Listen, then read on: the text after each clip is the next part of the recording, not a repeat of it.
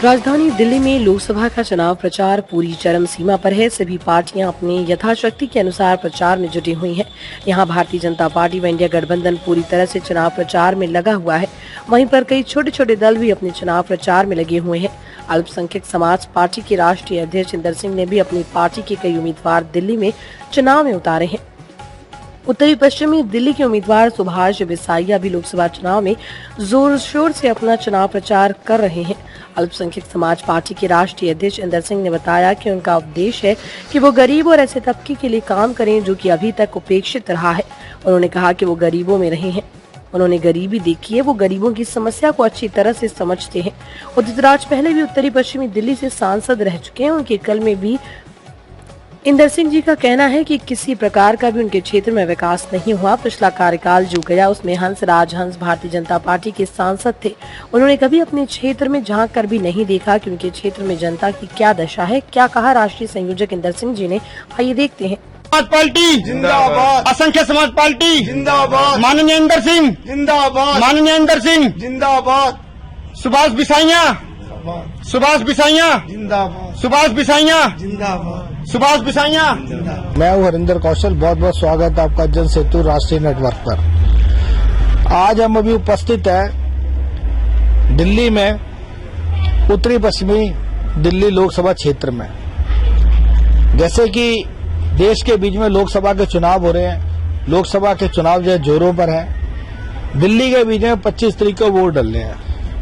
यहाँ से डॉक्टर उदित राज उत्तरी पश्चिमी दिल्ली से लोकसभा के उम्मीदवार हैं, गठबंधन की तरफ से, कांग्रेस की तरफ से, और भारतीय जनता पार्टी की तरफ से लड़ रहे हैं योगेश चंदेलिया जी, और असंख्य समाज पार्टी की तरफ से लड़ रहे हैं सुभाष बिसाइया जी।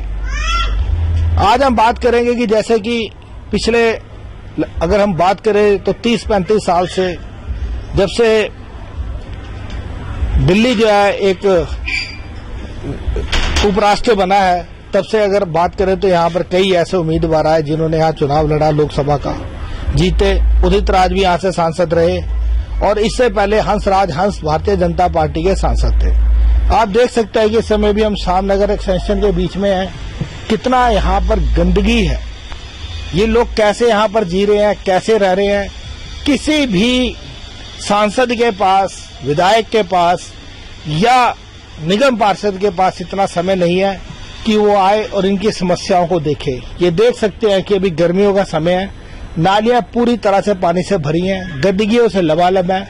यहाँ पर जो है मच्छर पनप रहे हैं, डेंगू का समय चल रहा है, छोटे छोटे बच्चे इन घरों में रहते हैं, कभी भी वो किसी भी बीमारी का शिकार हो सकते हैं। आज जो यहाँ से उत्तरी पश्चिमी दिल्ली से जो चुनाव लड़ रहे हैं सुभाष बिसाइया जी, आज जो हमारे साथ हैं, हम उनसे जानेंगे कि वो जो चुनाव में उतरे हैं, जब इतनी बड़ी बड़ी पार्टियां चुनाव लड़ रही हैं, जिसमें गठबंधन है, गठबंधन से कांग्रेस के जो साझे उम्मीदवार है उदित राज जी हैं, IAS अधिकारी थे, एक बार वो सांसद रह चुके हैं। लेकिन उनके सांसद रहने के बाद भी जब उनका 5 साल का कार्यकाल का था, तो हमने भी आपको सिर्फ अभी एक क्षेत्र दिखाया है। अभी हमारी कोशिश होगी कि हम आपको जगह जगह जाकर दिखाएं कि उनकी जो क्षेत्र है, जो लोकसभा क्षेत्र है, उसके बीच में किस प्रकार की गंदगी है, और उन्होंने अपने काम में अगर कार्य किए होते तो आज उनको जगह जगह रैलियां नहीं करनी पड़ती।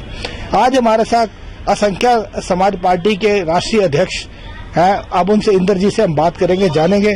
सर नमस्कार।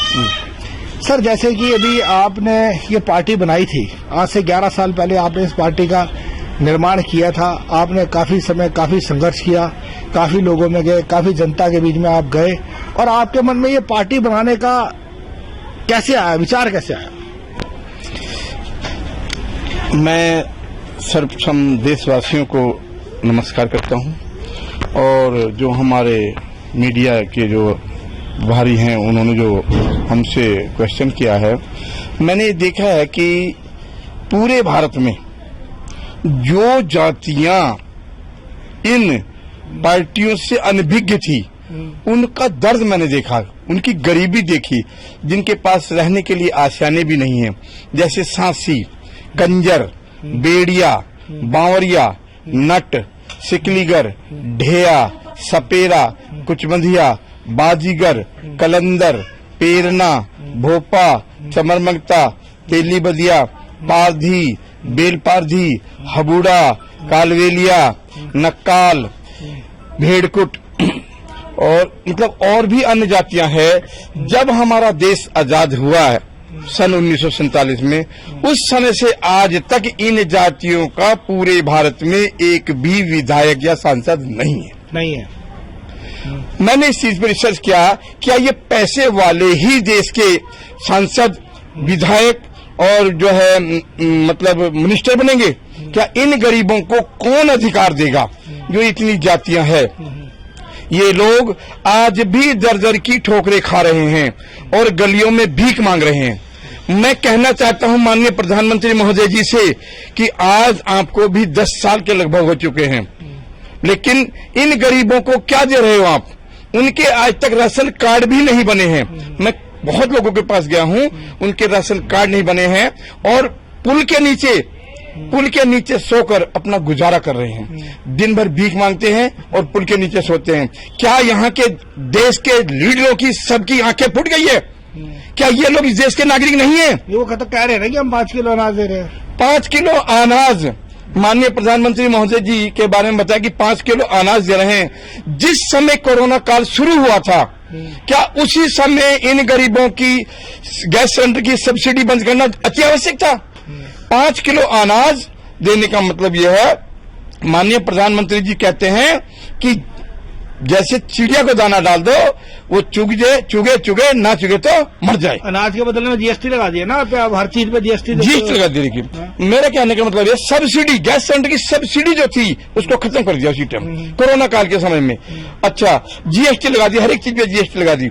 अब वो फ्री का काय का है, वो हम लोगों के खून से निकाला जा रहा है। तो मेरा कहने का तात्पर्य, अब देखिए पौधे लगाते हैं, सरकार पौधे लगा रही, एक माली को 60-60 हजार रुपया दिया जा रहा है। पार्कों में क्या है, झाड़ लगाए जा रहे हैं। यदि इन्हीं पार्कों में नींबू के पौधे लगाए जाएं तो क्या नींबू का रेट कम नहीं होगा? बिल्कुल होगा। इन्हीं पार्कों में यदि आम के पेड़ लगाए जाएं, पहले जो शासन था हमारा, तो रोड के किनारे आम के पेड़ लगते थे। आम के पेड़ लगकर उस आम के पेड़ की कोई गरीब आदमी तोड़कर चटनी बनाकर रोटी खा सकता था। लेकिन आज कहाँ के पेड़ लग रहे हैं? बबूल के पेड़, कांटे, मतलब कांटों की, जो कांटे जिनके दिलों में कांटे हैं तो वो कांटे ही बोएंगे। तो मेरा कहने का तात्पर्य है, असंख्य समाज पार्टी ये चाहती है कि जो सत्ता से दूर है, जिनको आज तक सत्ता के बारे में किसी को अवगत ही नहीं कराया गया, असंख्य समाज पार्टी उनको प्लेटफॉर्म पर लाकर और उनको भी सत्ता का अधिकार दिलाएगी। सर, जैसे कि भी आपने बताया कि जो यहाँ पे जो भी मतलब बनता है, जो आपने बहुत सारी जातियां गिनाई, उनमें से कोई लोग नहीं होते, और जो बने हैं जिनका की कर्तव्य है कि वो जनता की सेवा करने के लिए, जब भी आज जाएंगे, आज आप तो आज वो जनता के पैर तक छू रहे हैं कि जी हम आपके लिए काम करेंगे, आप हमारे को मौका दो। लेकिन आपकी गलियों के बीच में जो ये दुर्दशा है, आपने देखा जो ये पूरा एरिया इस तरफ का, ये सारे एरिया में हम गए, हमने सर्वे किया, हमने देखा कि इस प्रकार की ही हालात है। तो जो कभी आपके यहाँ पे जो भी चुनाव उम्मीदवार है, चाहे वो निगम पार्षद हो या विधायक हो या कभी सांसद, कभी यहाँ पे आए आपके पिछले 5 साल में? आज तक हमारे सांसद पहले थे यहाँ के उदित राज जी जीते थे बीजेपी से ही। बीजेपी से जब उनकी कुछ अनबन हो गई तो वो कांग्रेस में आ गए। वहां से फिर कांग्रेस से टिकट लड़ा उन्होंने, वो हार गए। फिर हमारे जो है ना हंसराज हंसी जीत गए। ना तो उदित राज जी 5 साल में एक बार क्षेत्र में आए, ना ही हंसराज हंसी 5 साल में एक बार आए। अब उन्होंने योगेंद्र जी चौंदेलिया जी को बीजेपी ने कैंडिडेट बना दिया कि नए चेहरे को लिया ना, कि उनको जूते मारेंगे लोग, पब्लिक उनको अपमानित करेगी, इसलिए उन्होंने कहा नए चेहरे को लाओ, इसको कहेंगे ये बहुत अच्छा है। उदित राज जी कांग्रेस की तरफ से आ गए, लेकिन मैं कहना चाहता हूं जनता उनसे सवाल करेगी। लोग क्षेत्र में जा नहीं रहे, वो तो अपने घर में बैठ के और अपने कुछ चमचों को भेज रहे हैं क्षेत्र में कि पंपलेट बांट दो, जनता को गुमराह करो। लेकिन जिस दिन वो जनता के बीच में जाएंगे तो जनता उनको मुंह तोड़ जवाब देगी। सुभाष जी, जैसे कि आप चुनाव लड़ रहे हैं, पहले तो आपको हम शुभकामनाएं देंगे कि आप चुनाव में उतरे हैं और आपने इतना बड़ा मतलब कि जो एक संघर्ष करने का जो निश्चय किया है, एक हम कहें तो एक बहुत बड़ी बात है, बहुत बड़ी बात है कि जैसे कि आज हमारे देश की राजनीति का स्तर इतना गिर चुका है कि अगर हम बात करें तो करोड़ों रुपया आज चाहिए इलेक्शन लड़ने के लिए, बिना उसके आप चुनाव नहीं लड़ सकते। मीडिया जो है वो काफी हद तक पूरी कोशिश करता है, लेकिन बहुत सारी ऐसी जनता की समस्या है जो जनता की समस्याओं को हम लोग जनता तक नहीं पहुंचा पाते हैं। तो जैसे कि आपने एक निश्चय किया चुनाव लड़ने का और आप यहाँ से उत्तरी पश्चिमी दिल्ली से सांसद की उम्मीदवार है, तो सर आपका क्या विजन है, आप क्या मतलब सोच लेके चले हैं? जैसे कि हमने तो देखा, हमने पूरी आपकी जो कॉन्स्टिट्यूंसी है इसके बारे में बताया। अगर कुछ पॉश एरिया को छोड़ दो जो कि पहले से ही विकसित है, तो वहां पे तो विकास की जरूरत है नहीं। जो सेक्टर्स है, जो सोसाइटी है, वहां पे तो पानी भी आ रहा है, सीवरेज भी है, सफाई की व्यवस्था भी है, वहां पे माली भी आ जाता है, सब कुछ आ जाता है। लेकिन जिन कॉलोनियों को जरूरत है, वाकई में ही जो जरूरत है, जैसे आपका ये शाम नगर एक्सटेंशन है, यहाँ पे देखिए आप कि नालियों का क्या हाल है, कितनी गंदगी है। तो सर ये जो इन समस्याओं का समाधान अगर आप बनते हैं तो आप कैसे करेंगे? सर्वप्रथम मैं अपने गुरु इंद्र सिंह जी का धन्यवाद करता हूं जिन्होंने मुझे लोकसभा का टिकट दिया और मैं सशक्त प्रणाम करता हूं।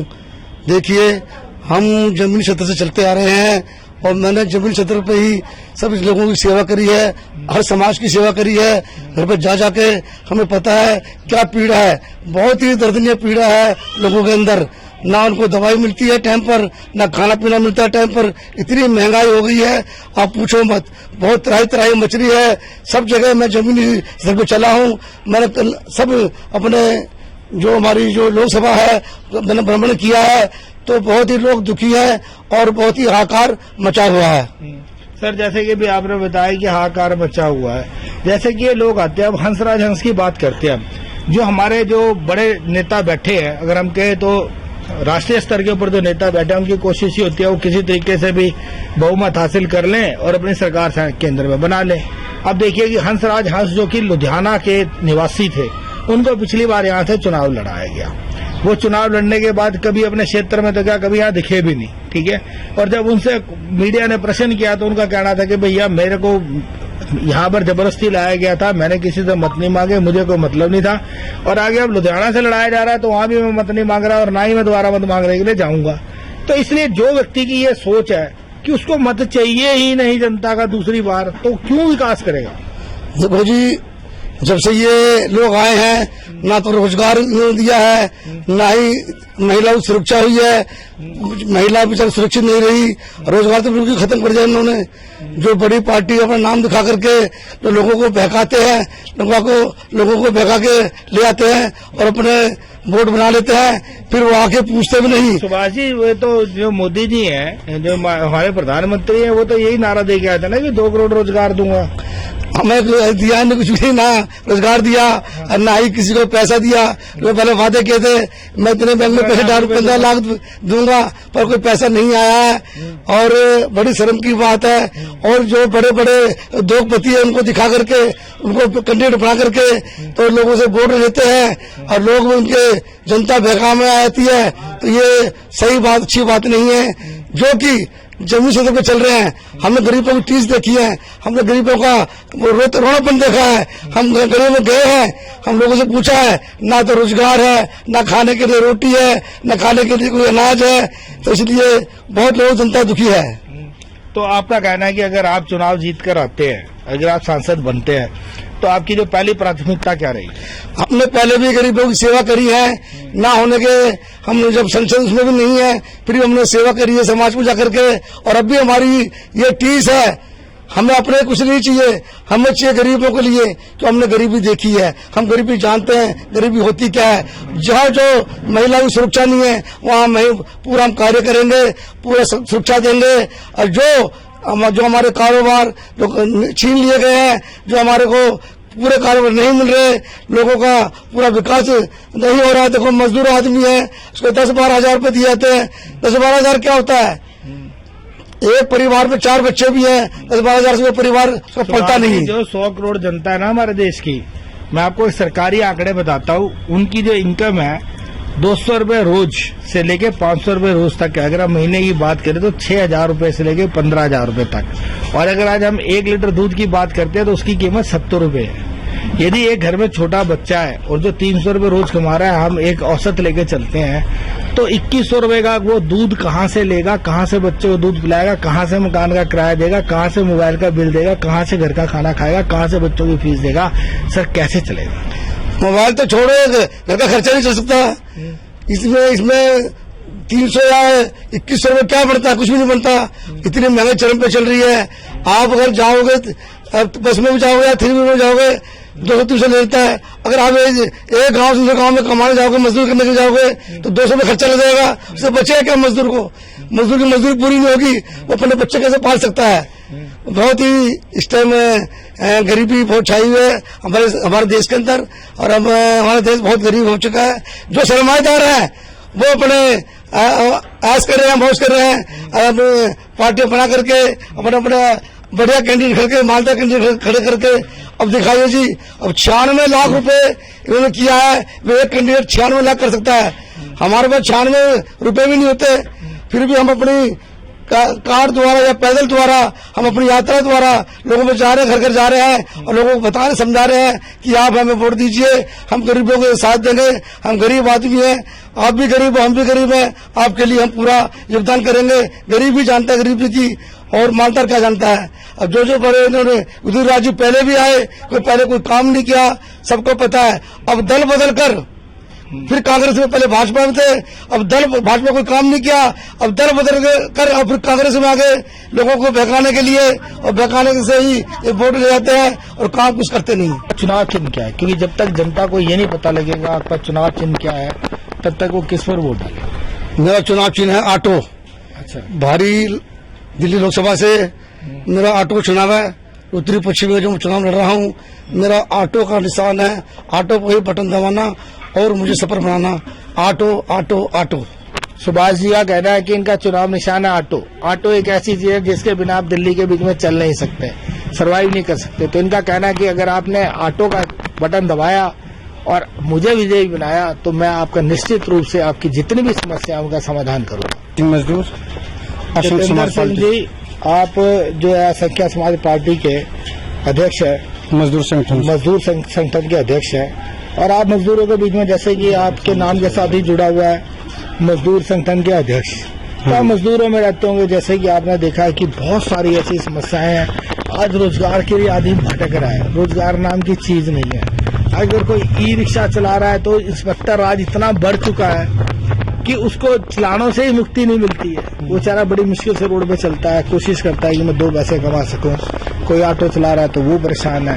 आज हर एक वर्ग जो है इसके बीच में समाज में जो परेशान है। तो जो मैं चाहूंगा कि आप चैनल के ऊपर बताएं कि जो मजदूर है इस समय किन समस्याओं से जूझ रहा है और किस प्रकार अपना जीवन जीने की कोशिश कर रहा है। देखिए जी, पहली बात तो यह है, जो ई रिक्शा चलाता है ना मजदूर, वो ई रिक्शा चलाता है तो एक दिन में कम से कम उसके 2 चालान हो जाते हैं। अगर चालान नहीं भी कटते हैं तो 500 रुपए तो देने ही है। 500 रुपए उसे देने हैं। अगर 500 करके 2 बार अगर उसने 1000 रुपए दे दिए तो उसके 1200 रुपए दिन में, तो वो रात के 12 बजे तक फिर चलाता है। यहाँ से मेट्रो बिठाला, मेट्रो आती है रात के 12 बजे तक, 11 बजे तक मेट्रो चलाता है। तो कुल मिला के यह है कि 300-400 रुपए खाने पीने का गुजारा घर का करता है। मगर दिल्ली सरकार ने जो है अभी तक इन ई रिक्शा वालों के बारे में नहीं सोचा। पहले कहते थे कि हम जो है शासन प्रशासन को अपने हाथ में लेंगे, नाजायज नहीं चलने देंगे। मगर आज भी जो है शासन प्रशासन नाकामयाब है और नाजायज चल रहा है। मजदूर को अच्छी तरह से अपनी जिंदगी नहीं जीने दे रहा है। और जो मजदूर फैक्ट्री में काम करता है, हमारे दिल्ली के जो मुख्यमंत्री जी थे अरविंद केजरीवाल जी, उन्होंने ये कहा था कि 8 घंटे के 18,000 कुछ रुपए मिलेंगे। बिल्कुल मिलेंगे जी। 8 घंटे के 18,000 कुछ रुपए 1 महीने के मिलेंगे। मगर क्या फैक्ट्री में मिल रहे हैं? नहीं मिल रहे हैं। फैक्ट्री में 12 घंटे के 12,000, 10,000, 12 घंटे के। तो आप ये बताइए कि वो मजदूर क्या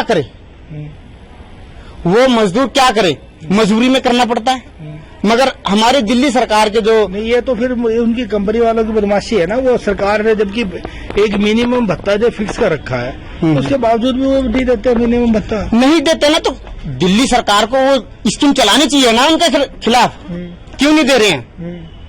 अपने ऐसे कर्मचारी बिठाने चाहिए, अपने ऐसे जो है जब ईडी लगा देते हैं पीछे, मैंने सुना, हाँ लगा देते हैं, तो उनके पीछे क्यों नहीं लगाते कि मजदूर को तनख्वाह क्यों पूरी नहीं देते हैं? मजदूर को भी तनख्वाह पूरी मिलनी चाहिए ना। बस वो तो अनाउंसमेंट कर दिया एक बार और फिर कान में रुई डाल के उसके बाद कोई लेना देना नहीं, उसके बाद कोई लेना देना नहीं मिल रहा नहीं। है। सरकार बन गई, बस अपना उल्लू सीधा हो गया, वोट मिल गई पब्लिक से, गरीबों से, मजदूरों से। तो मेरा कहने का मतलब यही है, अगर अशोक समाज पार्टी आई या हमारा कोई सांसद जीता तो सबसे पहले इन ई रिक्शा वालों की सुधार होगा, और जो मजदूर फैक्ट्री में काम करते हैं उनके जो है कार्रवाई की जाएगी कि उनको पूरा वेतन मिले। जो भी उम्मीदवार चुनाव लड़ रहे हैं उन्होंने क्या किया कि दल बदल कर, उनको सत्ता चाहिए, सत्ता। उनको जनता से मतलब नहीं है, उनको किसी पार्टी से मतलब नहीं है। जिस पार्टी जो सत्ता में आती है, दल बदल कर ये उस पार्टी में चले जाते हैं और 5 साल जो है पूरी तरह से जो है अपने जो पद का है उसका सदुपयोग करते हैं, ऐशो आराम से जिंदगी जीते हैं। किसी के पास इतना समय नहीं है, किसी सांसद के पास बनने के बाद कि वो इन कॉलोनियों में आए, इन कॉलोनियों की दुर्दशा देखे, जो गरीब लोग हैं इनके लिए कुछ करे, अपने क्षेत्र के बीच में कुछ रोजगार की कोई ऐसी चीजें लेके आए, ऐसे साधन लेके आए जिससे रोजगार बढ़े, ताकि जो ये लोग हैं जिनके पास की 2 समय की रोटी के लिए भी मुहताज है, इनका कहना कि जैसे कि अभी ये बता रहे थे कि कुछ लोग ऐसे हैं कि जो सड़कों के किनारे पुलों के नीचे सोकर रात काटते हैं। लेकिन वोट लेने के लिए सारे जितने भी हमारे उम्मीदवार हैं, जो भी राजनीतिक पार्टी के लोग हैं, वो जाते हैं और उनसे वोट मांगते हैं और कुछ उनको पैसे का लालच देके या किसी और प्रकार का लालच देके उनसे वोट ले लेते हैं और वोट लेने के बाद बिल्कुल भी नहीं देखते 5 साल तक जाकर कि उन लोगों की क्या स्थिति है, क्या हालात है। इनका कहना है कि यहाँ पे ऐसे लोग भी हैं जिनको दवाइयां तक जो है वो भी नहीं मिल रही हैं, जबकि दिल्ली सरकार का दावा किया जाता है कि जगह जगह पर मोहल्ला क्लिनिक खोले हुए हमने, अस्पताल है जहाँ पर कि अगर कोई जाता है तो उनको किसी प्रकार की दवाई से मिलती है, उन्हें किसी प्रकार की कोई समस्या नहीं होती। अपने सहयोगी कैमरामैन विमल चौहान के साथ हरिंदर कौशल, जनसेतु, दिल्ली।